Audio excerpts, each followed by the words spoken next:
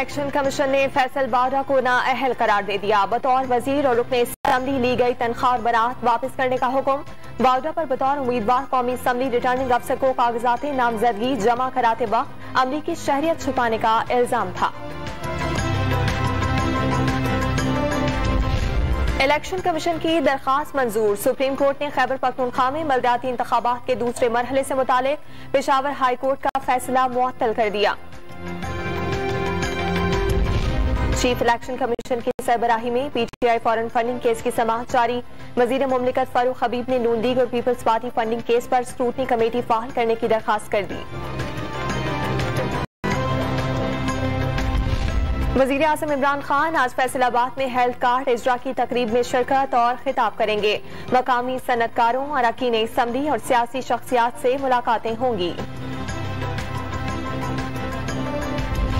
कराची में PSP कारकुनान case में मातहत अदालत की जानिब से दी गई सजाएं बरकरार। सिंध हाई कोर्ट ने एमकेएम लंदन के दोनों मुल्जिमान की अपीलें मुस्तरद कर दी।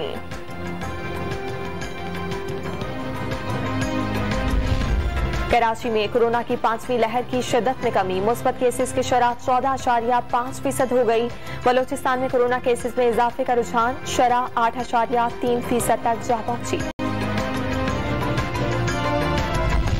कोयटा में यंग डॉक्टर्स का एहतजाज तेजी लाने का ऐलान। आज रेड जोन में धरना देंगे। रहनुमाओं ने रोके जाने की सूरत में नुकसान का जिम्मेदार सूबाई हुकूमत को करार दे दिया।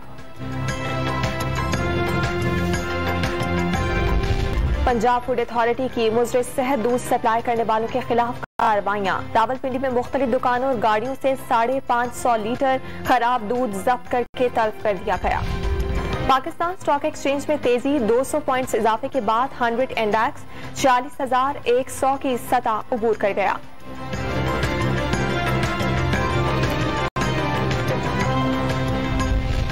और ऑस्ट्रेलिया के खिलाफ टेस्ट सीरीज के लिए कौमी स्क्वाड का ऐलान। बाबर कप्तान और रिजवान नायब कप्तान होंगे। बिलाल आसिफ और आबिद अली की जगह हारिस रऊफ और शान मसूद की वापसी। सकलैन मुश्ताक मजीद 12 माह के लिए हेड कोच मुकर्रर।